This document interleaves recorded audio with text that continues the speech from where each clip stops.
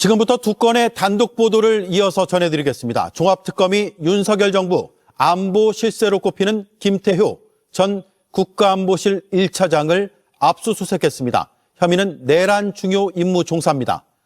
계엄 선포 직후 공무원들을 동원해 미국 등 우방국에 계엄을 정당화하는 메시지를 전달하려 한 정황이 포착됐습니다. 먼저 윤정주 기자가 단독 보도합니다. 김태효 전 차장은 윤석열 정부 내내 국가안보실 1차장을 역임하며 안보 실세로 통했습니다. 12.3 비상계엄 선포 직후 필립 골드버그 당시 주한미국 대사와 통화에서 계엄이 불가피했다고 말했다는 의혹이 제기됐지만 부인했습니다. 경위를 물어왔길래 저도 담화문 중계방송을 본 거 이외에는 정보가 없어서 같이 상황을 지켜보자고 했고 그리고 끊었습니다. 그런데 내란 사건을 수사하는 2차 종합특검이 법원에서 영장을 발부받아 김 전 차장의 자택과 대학연구실을 어제 압수수색했습니다. 특검은 영장에 김 전 차장이 신원식 당시 안보실장과 함께 비상계엄 선포 직후 밤 11시쯤부터 안보실과 외교부 공무원을 동원해 우방국의 계엄을 정당화하는 내용의 메시지를 전달하려 했다고 적시했습니다. 당시 메시지엔 이번 조치는 자유민주주의 수호를 위한 것이라며 국회가 탄핵소추, 예산삭감 등으로 행정부를 마비시켰다는 주장이 담겼습니다. 헌법 테두리 내에서 정치적 시위를 한 것이란 주장도 포함된 것으로 파악됐습니다. 헌재 탄핵심판과 형사법정에서 윤 전 대통령이 줄곧 주장해온 논리 그대로였습니다. 종북 반국가 세력들을 일거에 척결하고 자유헌정 질서를 지키기 위해 비상계엄을 선포합니다. 특검은 김 전 차장과 신 전 실장이 비상계엄을 지속시킬 목적이 있었다고 보고 내란 중요 임무 종사 혐의로 입건했습니다. 윤 전 대통령도 두 사람과 공모해 공무원들을 통해 메시지를 전달하려 한 것으로 보고 직권남용 혐의를 적용했습니다. 내란 특검 팀이 좀 놓치고 있는 부분을 조금 지적하고 싶어가지고. 아, 좋아. 네, 대북 작전은 작전을 하기 이전에 공작을 합니다. 공작은 크게 세 분류가 있습니다. 시기, 장소, 목적이 중요하다고 하더라고요. 근데 목적은 이제 국지전 유도하려고 했던 거 아니냐. 가장 큰 혼란을 야기할 수 있는 시기, 민감하게 반응할 수 있는 장소. 드론사에서 윤석열 대통령한테 보고하려고 했던 그 V용 보고서 있지 않습니까? 네. 그거와는 논외로 정보융합팀에서 보고서를 작성해가지고 김태형한테 직보를 합니다. 시기에 맞춰서 드론을 실제로 날렸어요. 김태효 잡아야 되겠네. 네, 내란 특검에서 김태효를 한 번도 안 불렀더라고요. 아니 그 보고한 그 보고서가 있어요? 있죠. 특검이 확보했어요? 특검이 확보를 못한 걸로 알고 있습니다. 그럼 누가 갖고 있어요? 지금 이제 말씀드리기 좀 제한됩니다. 그거 제한됩니다. 이거 제한됩니다. 야, 김태효! 너는 일단은 큰일 났다. 일단은 제한되니까만 너. 그 방금 전에 JTBC 단독 보도가 지금 나왔는데요.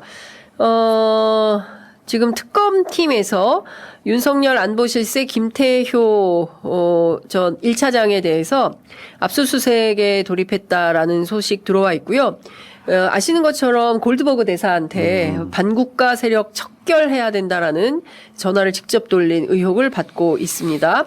2차 종합특검팀이 어제 김태효 전 국가안보실 1차장의 자택 해화동에 위치한 본인의 교수 연구실 등에 대한 압수수색 영장을 집행한 걸로 확인이 됐다라는 보도가 들어와 있습니다. 제일 이해가 안 되는 게 바로 김태효 부분이었어요. 네. 예. 김태효 예. 무인기 관련해가지고도 많은 했죠. 네. 김태효 1차장이 무인기 관련해서도 많은 의혹이 있습니까? 직접 보고를 받았습니다. 네, 정보사 출신 HID 요원한테 직접 보고를 많이 받았습니다. 언제부터요? 2024년 초부터 알고 있습니다. 2024년 초부터? 이제 그때부터 무인기 작전을 준비했다고 보시면 돼요. 그러니까 북한으로 무인기를 네네. 보낼 작전을 네네. 준비하고 있었고 그러면 헤드쿼터가 김태효였습니까? 안보실에? 그러니까 이게 공작은 네. 때, 장소, 시기가 제일 중요하거든요.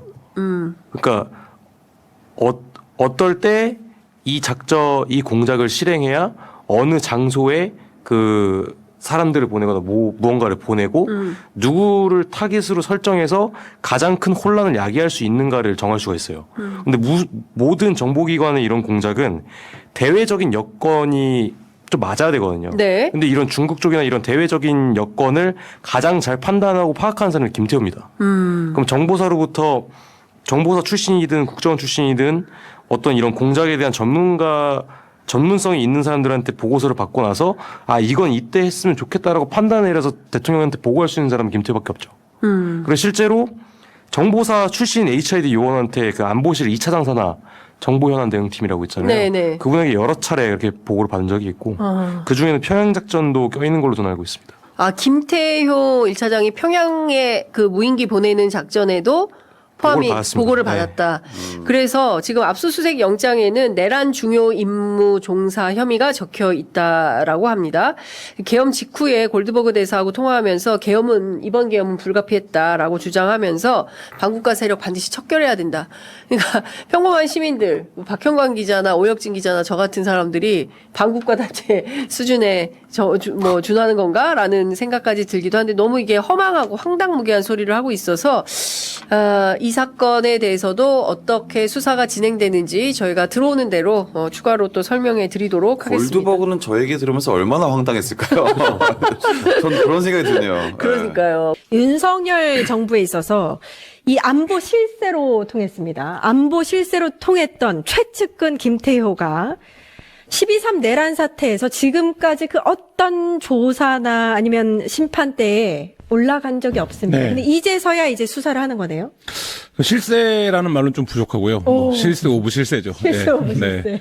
근데 이제 대통령실에 대한 전반적인 수사가 좀 미진한 점들이 있었는데 예를 들면 우리가 이제 대통령 권력을 움직이는 핵심적인 말하자면 부속 조직 두 개를 꼽으라면 경호처와 비서실이겠죠. 그러니까 내각보다도 훨씬 더 가까우니까요. 근데 이제 경호처가 어떻게 했는지는 다 보지 않았습니까? 그러니까 그 정도의 충성심을 보였단 말이에요. 마지막에 체포영장, 구속영장 집행 저지할 때도. 그래서 지금 줄줄이 사법처리 대상이 되고 있는데 근데 유독 대통령 비서실과 관련돼서는 전혀 1차 특검에서 건드리지를 못했고 그리고 이제 이게 계엄을 하는데 예를 들면 필요한 라인들, 대통령실의 라인들도 거의 지금 수사가 이루어지지 않았고 특히 이제 김태호 실장 같은 경우에는 HID 부대를 방문하기도 하고 그다음에 드론 작전 사령부나 이런 쪽과의 연관성, 그다음에 본인이 보통은 이제 이 차장직위에서 하지 않는 일들에 대한 어떤 수행 이런 것들이 이미 확인이 됐는데 그럼에도 불구하고 전혀 수사 대상이 되지 않다가 이제서야 이제 내란 주요 임무 종사 혐의와 직권남용 혐의로 지금 이제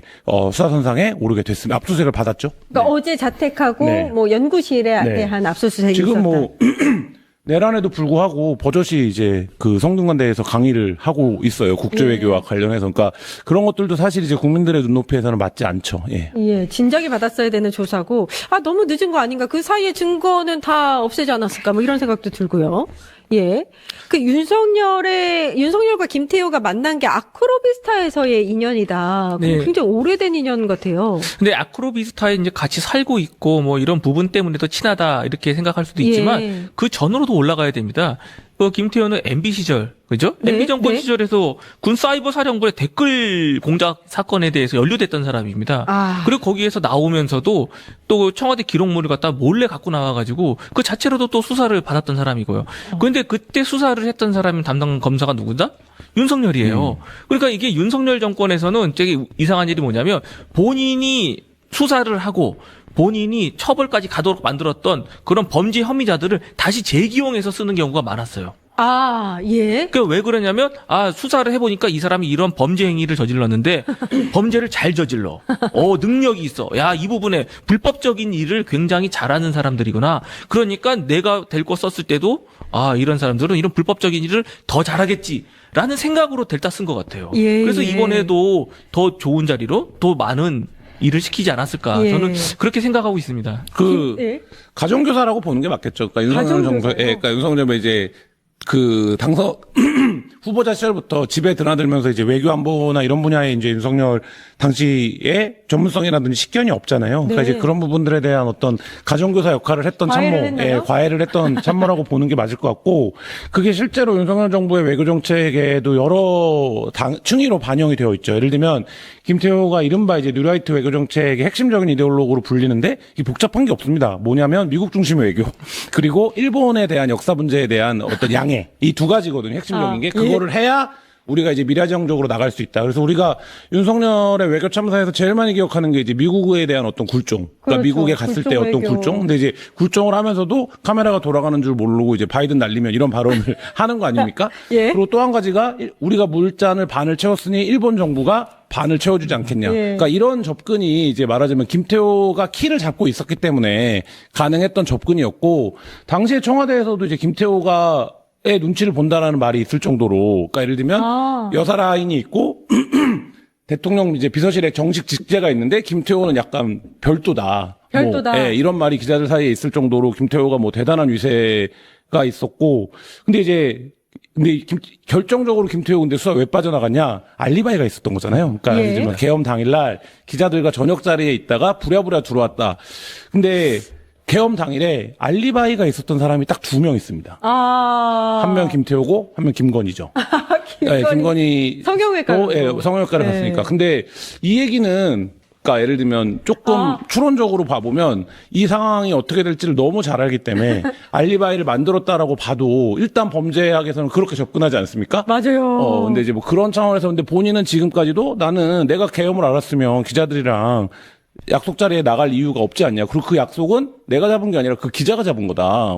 그래서 나는 전혀 내용을 모르고 있었기 때문에 거기에 그냥 간 거다. 이렇게 지금 설명을 했는데 지금까지는 그 설명대로 지금 진행이 되다가 이제야 수사가 시작된 거죠. 근데 이거 제가 들리는 얘기에 따르면 당시에 그 기자하고의 만찬인가 그 약속을 갑자기 잡았대요. 김태호 측에서. 그러니까 이제 그 부분에 대한 것도 확인이 필요한데, 그래서 이제 의심하는 쪽에서는 그거가 알리바이 아니냐, 알리바이를 만든 거 아니냐, 이렇게 이제 보는 시각이 있는 거고, 그리고 이제 김태호 실장이 그렇게 말하자면 기자들하고 스킨십이 좋은 사람은 아닙니다. 그러니까 평소에 안 했다고 하더라고요. 그런 사람은 아닌데, 뭐 그런 부분들도 이제 수사 대상이 됐으니까 다 확인이 필요하겠죠. 예. 이 김태호가 얼마나 오브 실세였냐면, 당시에 이제 윤석열의 동창이었던 김성한이 국가안보실장이었어요. 네. 근데 이 사람 밀어낸 사람이 바로 김태호라고 알려져 있어요. 네, 맞습니다. 그러니까 친구였고 친한 사람보다도 오히려 더 직급도 아래였던 사람이 밀어냈다는 거잖아요. 더 실세라는 건. 네. 그만큼 아크로비스타에서 함께 생활하면서 아주 직간접적으로 그냥 영향력을 행사했던 사람이다. 예. 게다가 이 사람은 이미 MB 정권 때 그런 수사와 이런 걸 받아왔었기 때문에 이 부분을 어떻게 하면 빠져나갈 수 있을지, 이렇게 하면 불법이 되는지 여부를 다 봤던 사람입니다. 게다가 그 다음번에도 박근혜 정부가 거기서도 이제 탄핵되는 과정에서 그 부분에 대해서도 이런 거에 문제가 되는 거라를 계속 연구했던 건 아닌가. 그래서 이번에 일이 발생했을 때에는 나는 이렇게 하면 빠져나갈 수 있을 거라고 철저하게 계산된 시나리오 안에서 뭐 그런 약속 장소를 잡고 그런 기자와의 만남을 한 것이 아닌가라고밖에 추론할 수밖에 없을 것 같습니다. 네, 가족까지도 친한 사이입니다. 지금 윤석열 탄핵했을 때 그 장면을 기억해 보시면 아크로비스타 그 앞에서 두 손을 잡고 이 두 부부를, 윤석열과 김건희를 환영하는 여자가 있거든요. 그 여자가 김태효의 엄마다라고도 전해져 있습니다. 굉장히 가까운 사이입니다. 그 가까운 사이가 12.3 불법 계엄이 일어날 줄 전혀 모르고 있었느냐, 이 일에는 전혀 관여하지 않았느냐, 정황상으로는 맞지 않죠. 근데 합리적인 이게 의심이 가죠. 대통령 비서실들이 나는 바보예요 이러고 빠져나간 건데, 대통령이 군 장성들과 관저에서 술자리를 한 거가 확인된 것만 5번이 넘습니다. 네. 지금 재판 과정에서 사실 확인된 자리만. 그러면 비서실은 뭐라는 겁니까? 무슨 얘기를 나눴는지를 모르잖아요. 그러니까 비서실 직원은 당연히 그 술자리에 대해서 뭐를 하는 겁니까? 보고를 하죠. 이거가 안 돌아갔다라고 하면 윤석열 정부에서 그러면 말도 안 되는 일이죠. 왜냐하면 3스타들이랑 술자리 2스타 3스타들이랑 모여서 관저에서 포금을 하는데 예. 그 자리에서 무슨 얘기를 했는지 비서실장이 파악을 안 한다? 있을 수 없는 일이죠. 그러면 무슨 얘기입니까? 대통령의 일거수일투족이 비서실장이 다 말하자면 관리 보고를 받는 거예요. 근데 어떻게 대통령 비서실만 계엄을 모르고 있었냐? 그러고 나서 계엄을 몰랐다고 칩시다. 칠 수 없지만. 근데 그러고 나서 뭘 한 겁니까? 정진석 비서실장이 대통령실을 진공 상태로 만든 거 아닙니까? 이게 법리적 용어로 뭡니까? 증거인멸이에요. 네. 그렇네요. 네. 근데 예. 이런데도 불구하고 비서실장도 지금 대통령실 누구도 처벌받지 않았다라는 거는, 저는 뭐 1차 특검이 여력이 없어서 수사를 못했다라고 볼 수밖에 없는 부분이죠. 혐의가 없는 게 아니라.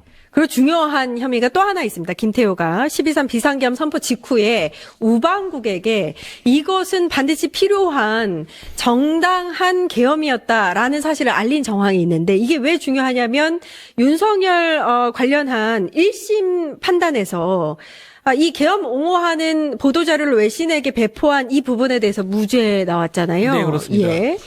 그러니까 그 부분은 왜 그러냐면은 일단 대변인이라고 하는 사람들은 어떤 사람이냐면 대통령이 하는 이야기들을 전달하는 사람인 것이지 대통령이 하는 이야기 자체가 유죄인지 무죄인지를 판단하는 사람은 아니다. 예. 라는 게 아주 핵심적이었던 것입니다. 거기다가 이거에 대해서도 또 직권 남용이라는 것은 해당 직권이 있는 사람이 그걸 남용을 부려야 되는데 사실상 그걸로 보지 않았다는 것이거든요.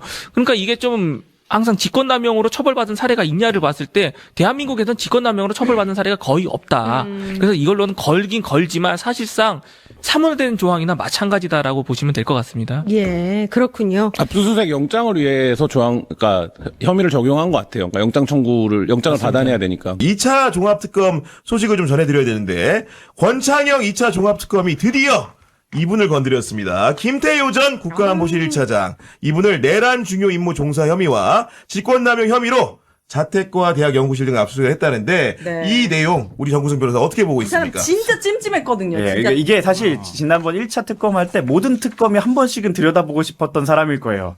맞아요. 다들 이 사람이 뭔가 낀 거는 같은데 낀 거 같대. 그래 낀 거 같아. 근데 뭐가 안 나왔거든요. 이게 뭔가 찝찝해. 실제로 이게 1차 특검 네. 때도 그 소환해서 조사를 하긴 했는데 그냥 발뺌해서 그냥 거기에서 나아가지 못했어요. 왜냐면 그 그러니까 대사들이랑 전화로 소통했다고 하는데 그 외국 대사들이 갑자기 와갖고 너네 그 안보실 차장이 말이야 이렇게 얘기해서 진술해줄 리가 없잖아요. 그래서 증거 확보가 어려웠는데 근데 어떤 새로운 증거가 나왔는지는 모르겠지만 그 압수수색 영장을 획득할 정도의 그 혐의점이 발견됐다는 취지인 거잖아요. 법원이 이걸 발부해줬으니까. 그러니까 새로운 증거가 나온 것 같습니다.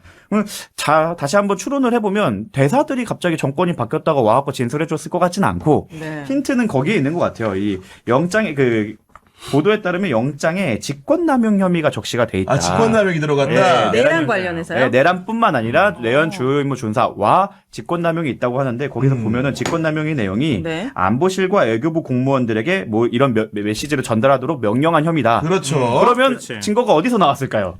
그 직원들의 증언이 시작되었다. 만약 그렇게 된다고 하면 이번에는 지난번처럼 그냥 말로 나는 그런 거 하용 적이 없다. 먼저 전화를 받아갖고 얘기를 했을 뿐이다라는 식으로 피해가긴 쉽지 않을 수도 있겠다. 그러니까 김태효라는 사람이 지금 받고 있는 혐의 내용을 조금 더 구체적으로 말씀을 드리면은 계엄 당시에 윤석열의 지시를 받고 우리 미국을 비롯한 우방국들에게 어떻게 했냐면은 이번 계엄이라는 조치가 자유민주주의 수호를 위한 것이다라는 허위적인 설명을 하고 거기에 더해서 국회가 탄핵소추, 예산삭감 등으로 행정부를 마비시키고 대한민국 헌법 질서의 실질적 파괴를 기도한 것에 대해서 우리가 헌법 테두리 내에서 정치적 시위를 한 것이다라는 허무맹랑한 얘기를 전달하는 과정에 김태효가 역할을 했다는 의심을 하고 있는 겁니다. 그 윤석열의 지시를 받아서 김태효가 명령했다. 이렇게 되는 거예요. 그렇죠? 중간에 김태효라는 사람이 끼어 있었던 거예요. 그러니까 외국에 일종의 위헌적인 상황을 이게 합헌적이고 합법적인 상황이라고